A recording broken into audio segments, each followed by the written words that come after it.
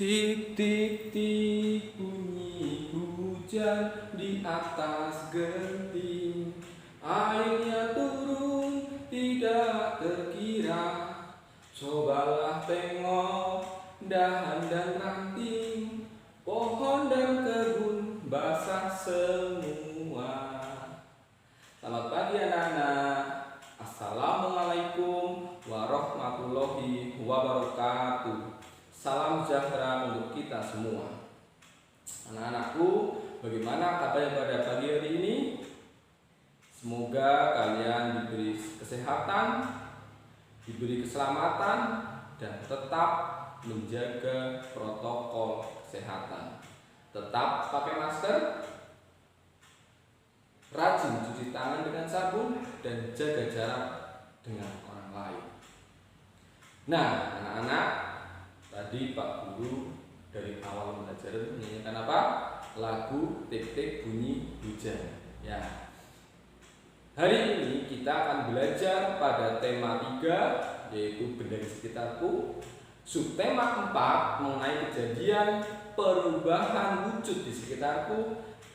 Tepatnya pembelajaran 5, proses terjadinya hujan. Bagaimana hujan itu datang? Dari langit turun ke bawah. Siapa yang menciptakan hujan? Nah, kita akan mempelajari anak-anakku. Kok bisa air itu dari atas turun sendiri? Nah, yang pertama kita akan cari tahu mengapa air itu bisa naik ke atas. Anak-anakku, ya, mari kita lihat proses terjadinya hujan. Di sini ada tanda panah ke atas, itu artinya terjadi penguapan. Ya, kolam, laut, ya, sawah pun ada airnya, itu terjadi penguapan oleh sinar matahari. Ketika terjadi penguapan,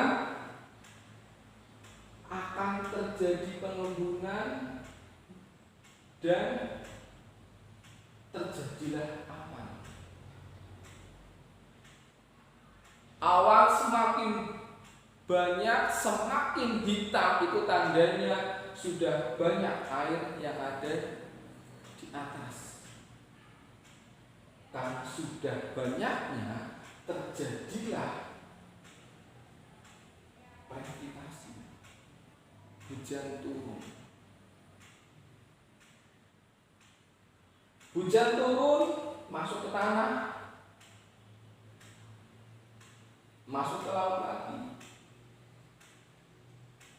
siklus kembali, air menguap. Itu anak-anakku, ya. Nah, pada kegiatan hari ini kita akan kaji satu persatu apa itu penguapan, apa itu pengembunan, ya, dan hujan turun sampai ke bumi.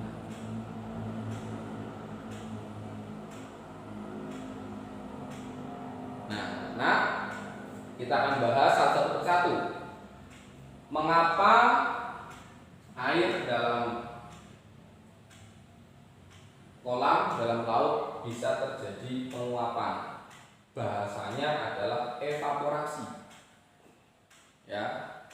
Penguapan itu terjadi karena adanya sinar matahari yang menyinari pada air, ya.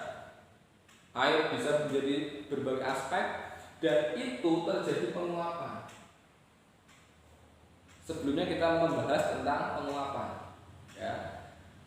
Adalah air yang dipanaskan. Selain air dalam kompor, nah ini terjadi secara ilmiah, penguapan. Dari penguapan ini, ya, adanya pengembunan atau kondensasi.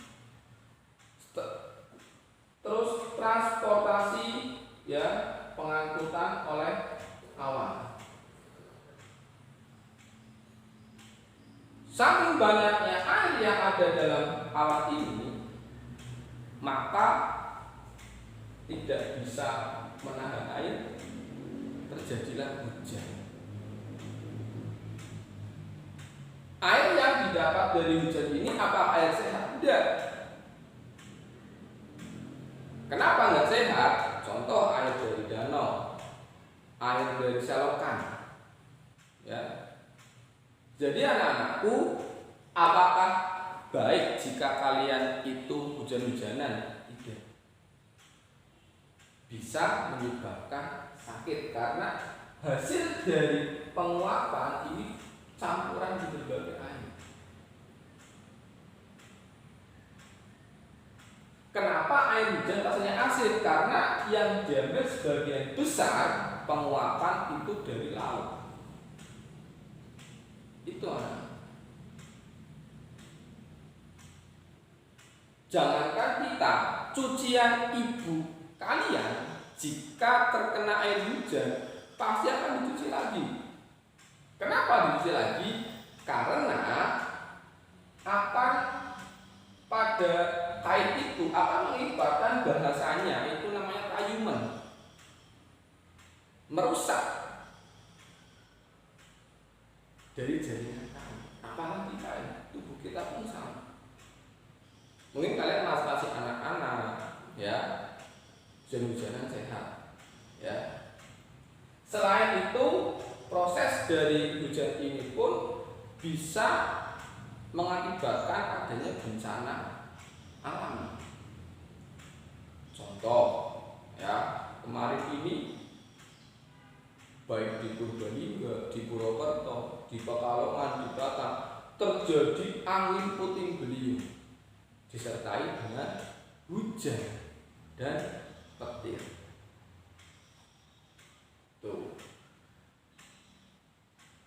Kenapa terjadi itu? Karena air yang ada dalam alat ini ditambah dengan tiupan angin yang besar, terjadilah percikan partikel yang disebut dengan petir. Itu anak.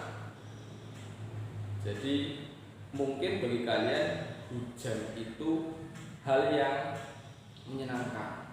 Ada menyenangkan untuk para petani, merugikan bagi kita yang dalam keadaan pandemi sekarang, ya, bisa menurunkan daya imunitas kita.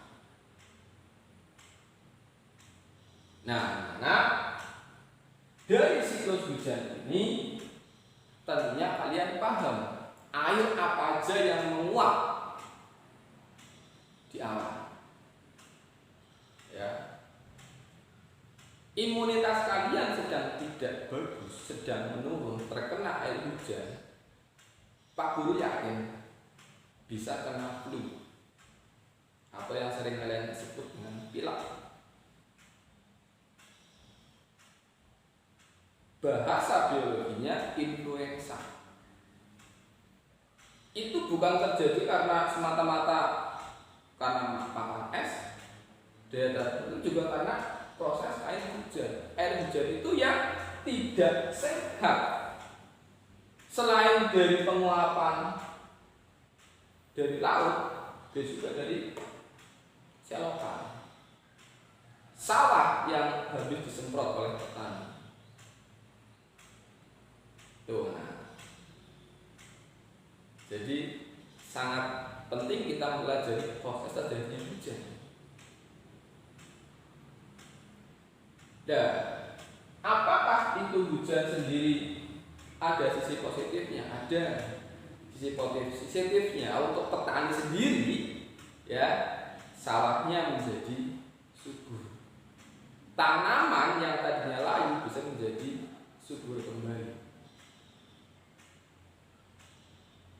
Jadi hujan itu ada sisi positif, ada sisi negatifnya.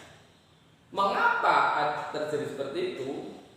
Itulah siklus pada atau infiltrasi, ya, air yang jatuh ke permukaan tanah.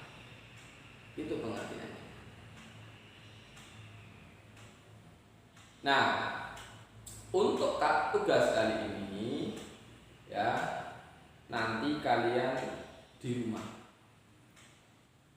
membuat poster. Nah, atau seperti ini. Proses terjadinya hujan. Yaitu 5 anak aja ya. 5 anak kalian buat kelompok ya. Dengan catatan tetap menjaga protokol kesehatan. Tetap pakai masker, sebelum belajar cuci tangan, sesudahnya, dan jaga jarak dengan teman-teman. Itu anak-anak. Nah, untuk yang tugas kedua, kamu itu membuat ya di rumah ya, membuat pengertian kamus kecil ya. Apa itu evaporasi? Tulis dalam kertas, difoto, dikumpulkan di grup kelas kita ya. Evaporasi apa ya, transpirasi itu apa. Nah, jadi kayak tadi influenza itu apa, nanti 10 kata ilmiah kamu tulis ya, dikumpulkan ya. Nah, dan tugas yang ketiga, kamu mengerjakan pada buku siswa ya, halaman 132, yaitu pada pelajaran 5 tentang proses terjadinya hujan. Anak, apakah ada pertanyaan? Nanti bisa kita bahas di WA grup kelas. Demikian anak-anak, pembelajaran pada hari ini.